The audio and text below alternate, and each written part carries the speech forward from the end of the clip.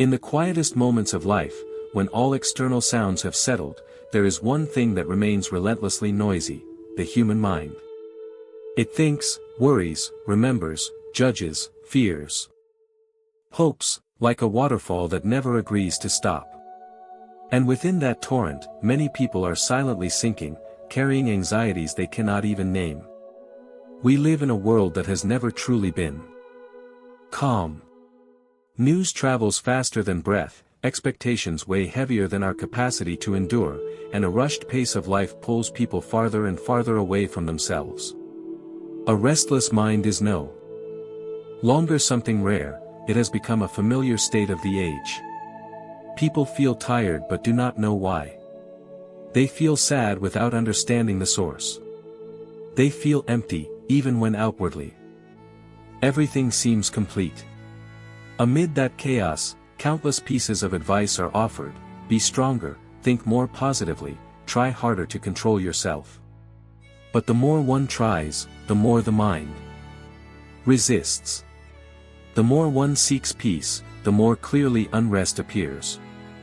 Because there is a truth few dare to face: the mind is not disturbed because of a lack of effort, but because of a lack of understanding. Buddhism does not begin by demanding that human beings change immediately. Buddhist wisdom begins by looking directly at the truth of suffering, without avoidance, without decoration, without condemnation. A restless mind is not an enemy to be destroyed, but a call that needs to be listened to. In Buddhist teachings, suffering is not a mistake, it is a sign that one is clinging to something contrary to the impermanent nature of life. When the mind is unsettled, we often think that something is wrong with us. But according to Buddhist wisdom, this simply means that you are living very true to the human condition, a sentient being influenced by impermanence, non-self, and dependent origination. No mind can be completely peaceful if it is still trying to control the world. No lasting peace can be built upon resistance to reality. Buddhist wisdom does not come to soothe the mind with comforting promises.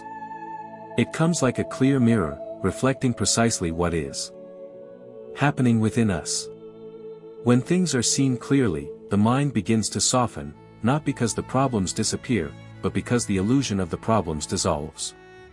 A restless mind is often stretched between the past and the future. It regrets what has passed and fears what has not yet arrived. The present, the only place where life can truly be touched, is neglected. Buddhism calls this lack of mindfulness, a state in which a person is no longer truly present in their own life. And from that absence, all suffering begins to arise. Buddhist wisdom does not ask you to eliminate thoughts. It simply invites you to see thoughts as thoughts, without identification, without being carried away.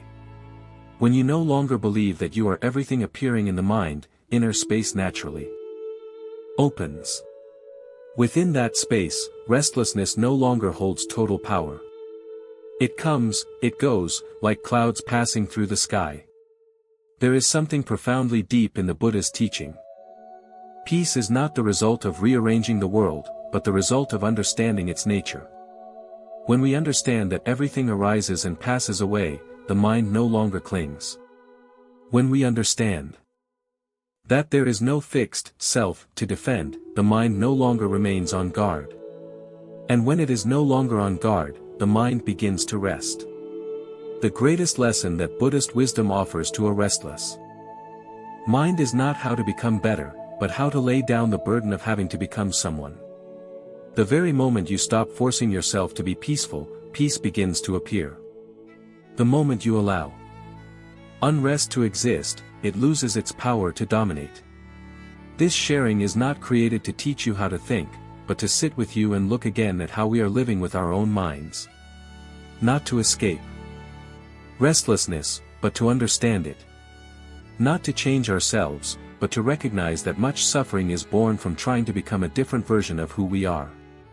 If you are feeling mentally tired, tangled, unsettled, perhaps you do not need more motivation or more methods, but simply a moment to pause, and to listen with mindfulness. Buddhist wisdom is not far away. It begins right here. In this breath, in the simple awareness that everything is just as it is. And from that very humble starting point, a quiet path opens, a path that leads the mind back to its inherent gentleness. A restless mind does not appear randomly. It is formed little by little, through moments of resisting reality, through unfulfilled expectations, through the fear of loss, and through the habit of identifying oneself with the incessant stream of thoughts. According to Buddhist wisdom, the mind does not suffer because life is too difficult, but because we constantly want life to be different from its true nature. The deep root of unrest lies in clinging. We cling to pleasant feelings and push away unpleasant ones. We cling to images of ourselves, of others, of the future, and feel fear whenever any of these are threatened. The mind is not restless because it thinks too much, but because it believes too much in what it is thinking. Buddhism does not regard thoughts as enemies. Thoughts are merely phenomena arising due to conditions. But when there is no mindfulness, thoughts become me, emotions become me, and pain becomes my story. From there, the mind is imprisoned within the very structures it creates. An anxious thought arises, triggers a fearful reaction, followed by a chain of imagination about an uncertain future.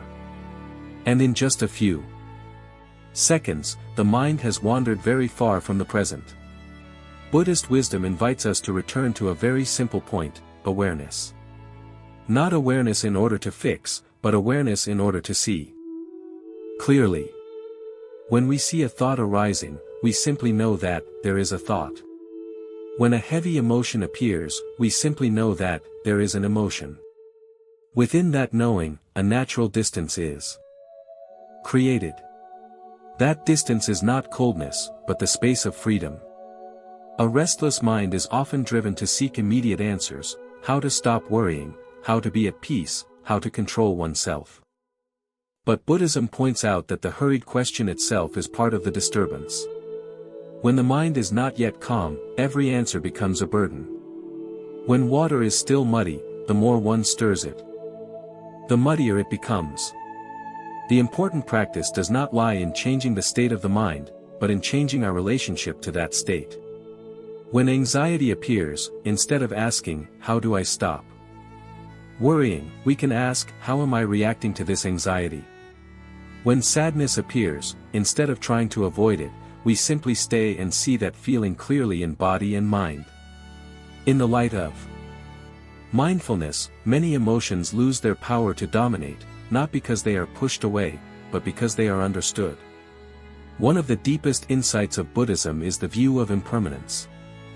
A restless mind often behaves as if every state will last forever. When sad, we believe the sadness will never end. When worried, we believe danger is everywhere. But upon close observation, no state remains still. Thoughts come and go. Emotions arise and pass away. Even the deepest unrest cannot exist without being continuously fueled by identification. Alongside impermanence is the insight into non-self. There is no fixed self owning this mind. There are only mental phenomena arising dependent on conditions. When this is understood, we no longer need to defend a self-image in every thought and every emotion. The mind becomes lighter, because it no longer has to bear the responsibility of having to be right, having to be good, having to be in control. Buddhist wisdom also emphasizes returning to the body. A restless mind often lives entirely in the head. But the body is always here, in the present. The in-breath, the out-breath. The feeling of contact with the ground, the beating of the heart, all are doorways that bring the mind back. When the mind anchors itself in the body with awareness, the stream of thought gradually loses its hypnotic power. Not because it disappears, but because we are no longer carried away by it. What is important to understand clearly is this: peace is not a state without problems, but the ability to be with problems without being broken from within. Buddhism does not promise a life without storms, but it shows the way for the mind not to be drowned by the waves. When wisdom is present, even restlessness becomes a teacher, pointing out where there is still clinging, where there is still fear. Gradually, through patient and non-judgmental observation, the mind learns how to loosen. Not letting go of life, but letting go of resistance to life. And in that letting go, a very quiet form of stability appears, not loud, not dramatic, but enduring and true. Buddhist wisdom does not take us far away from ourselves. It brings us back, little by little, to the original simplicity of being alive. When the mind no longer runs away or chases after things, it naturally comes to rest. And when the mind knows how to rest, restlessness is no longer the center of life, but merely a phenomenon passing through the vast sky of awareness. Peace does not come through force, but through allowing. Allowing the mind to be as it is, before wishing it to become something else. Therefore, the first step on the path to inner stability is not to do something new, but to stop. To stop long enough to realize how exhausted we are from constantly resisting ourselves. Begin with what is closest, the breath. No need to control it. No need to lengthen or beautify it. Simply know that the breath is coming in, and know that the breath is going out. When the mind runs off, do not blame it, gently return to the sensation of breathing. Each time you return in this way, you are planting a very small seed of peace. And these small seeds, when repeated enough times, will form a quiet garden. One important thing to understand deeply is this: peace does not lie in eliminating thoughts, but in no longer being led by them. When a worried thought appears, try to see it as a cloud passing through the sky. No need to analyze, no need to argue. Simply see it come, and see it go. Gradually, the mind learns that thoughts are not commands, but merely phenomena. When heavy emotions arise, sadness, fear, emptiness, unrest, do not rush to get past them. Buddhist wisdom points out that staying mindfully with an emotion is the path for it to be transformed. Feel that emotion in the body. Where it is heavy, whether it is hot or cold, tight or vibrating. When the emotion is brought back to the body, it loses its story and remains only as energy. And energy is always changing. A very deep practice for nurturing peace is letting go of the need to understand everything immediately. A restless mind always wants quick answers, wants certainty, wants control. But life does not operate that way. When we allow ourselves not to know, not to be certain, not to control, a great burden is set down. In the space of not needing to know, the mind begins to breathe. Learn to return to very ordinary things, taking a sip of water and truly knowing you are drinking, walking a few slow steps and feeling your feet touch the ground, listening to a sound without naming it. These seemingly small things are doorways that bring us back to the present. And the present is the only place where peace can exist. Another key element is compassion toward oneself. Many restless minds suffer because they are constantly judged from within. We blame ourselves for not being good enough, calm enough, mindful enough. But Buddhism reminds us that no. Mindfulness grows from inner violence. When we treat ourselves with gentleness, the mind begins to feel safe. And when the mind feels safe, it no longer needs to defend itself. Practicing letting go does not mean abandoning life, but letting go of the expectation that life must unfold according to our wishes. Each time you notice yourself becoming tense, try asking, what am I clinging to? It may be an outcome, an image, a desire for recognition. Simply seeing that clinging already allows it to loosen. Deep peace does not come from separating oneself from the world, but from living fully without being swept away. When working, simply know you are working. When resting, allow yourself to truly rest. When sad, allow sadness to be present. No adding, no resisting. That simplicity is wisdom itself. Remember this: there is no shortcut to peace of mind. But there is a path in the right direction. Each return, each moment of awareness, each gentle letting go. The mind is moving in that direction. There is no need to see results immediately. Peace is not loud, so it often arrives very quietly. Finally, the most important thing that Buddhist wisdom wishes to offer is a very gentle trust. The deep nature of the mind is stillness. Restlessness is only the waves on the surface of the water. When we stop stirring, the water naturally becomes clear. No need to become someone else, no need to attain anything lofty. Just return, again and again.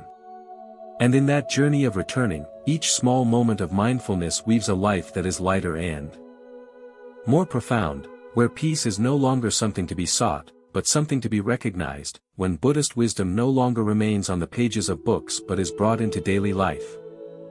The first thing people feel is not a dramatic change, but a very quiet lightness. Lighter in the way we think, lighter in the way we react, and lighter in the way we carry life on our shoulders. Burdens that were once considered normal gradually reveal themselves to be unnecessary. The deepest benefit of applying Buddhism does not lie in making life perfect, but in reducing inner struggle. When we clearly understand the impermanent nature of all things, we no longer spend excessive energy clinging to or resisting them. When success comes, we know it will pass. When difficulties arise, we know they too will pass. That very knowing prevents the mind from being swept away by every fluctuation. A mind nourished by mindfulness begins to have the capacity to remain in the present without fear. This brings very practical benefits: deeper sleep, more even breathing, a body that is less tense. When the mind no longer runs constantly to the future or the past, the body is allowed to rest. Inner peace gradually reflects itself in physical health in a natural way. Applying Buddhist wisdom also helps people see more clearly their relationship with emotions. Instead of being driven by emotions, we learn to listen to them as signals. Sadness is no longer an enemy, but a reminder to slow down. Anxiety is no longer a sign of weakness, but an indication of clinging.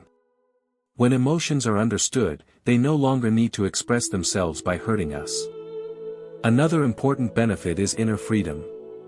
When the self no longer stands at the center of every experience, we are no longer obsessed with how we appear in the eyes of others.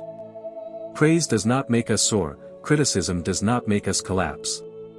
This freedom does not make us indifferent, it allows us to live more authentically, with less defensiveness, and therefore more closely connected to others. In relationships, Buddhist wisdom brings the ability to listen deeply. When the mind is no longer full of judgment and the desire to control, we can hear others without needing to argue or fix them. This softens many conflicts, not because the problems disappear, but because no one is trying to win. Understanding becomes the foundation, rather than the ego. Applying Buddhism also helps people face suffering in a more mature way. Instead of trying to escape or deny it, we learn to stay with suffering in mindfulness. This creates a very different kind of strength, not the strength of control, but the strength to endure without being worn down. When suffering is seen with wisdom, it is no longer only loss, but also an opportunity to see clearly what truly matters. A subtle yet profound benefit is the simplification of life. When no longer driven by endless craving, we begin to be content with what is sufficient. This does not make life poorer, it enriches it in another way, rich in time, in presence, in the ability to appreciate very ordinary things. When the mind is simple, life becomes lighter. Long-term application of Buddhist wisdom also nurtures natural compassion. When we see clearly that everyone is struggling with their own insecurities, we become less harsh and less demanding. This compassion is not directed only outward, but also inward. We learn to forgive ourselves, not because we are right, but because we understand that we, too, are learning how to be human. Ultimately, the greatest benefit of applying Buddhism is abiding in oneself. No longer having to chase ideal images. No longer having to prove one's worth, no longer having to search for another place to belong. When the mind abides, life, whether simple or complex, favorable or adverse, has a stable ground to rest upon. Buddhist wisdom does not turn people into saints, but it helps them become more genuine, more awake, and lighter. And in a world full of instability, simply having a mind that is not easily toppled is already an immeasurably great benefit. Finally, when all words have gradually settled, what remains is not concepts, not philosophy, but the very real experience of being present. Buddhist wisdom does not ask us to become a different person, it simply invites us to return to the person who is here right now, with all the fragility, the unrest, and even the very rare moments of stillness. A mind that was once restless does not need to have its traces erased. Inner cracks are not failures, they are places where light can enter. When we are no longer ashamed of our own unrest, when we no longer try to hide or deny it, the mind begins to heal in a very natural way. Not because all problems have disappeared, but because we are no longer resisting ourselves. Buddhism does not promise a life without suffering. But it offers something deeper, the ability not to let suffering take ourselves away from us. When wisdom is present, we still face loss, uncertainty, and unwanted changes, but inside there is a quiet support. That support does not come from blind belief, but from a clear understanding of the nature of life. Perhaps after all these sharings, your mind still has ripples. That is completely normal. Peace is not a fixed state to be attained, but a new relationship with what is happening. Each time you realize that you are tense, anxious, or lost, and return, is a moment when wisdom is lit. This journey does not need to be rushed. It does not need to be perfect. It only needs honesty and patience. Like water flowing over stone, mindfulness, when nourished steadily, will gradually wear away the sharp edges of suffering. And one day, you may realize that your mind has become lighter, not because life is less difficult, but because you have learned how to live with life. If these sharings touch you, if you feel that something within you has settled even just a little, then take that as a sign that you are moving in the right direction. The path back to peace always begins with very small moments like these.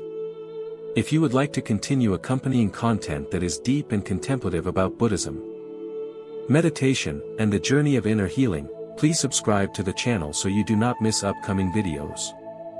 And if you wish, leave a comment to share your own feelings or experiences.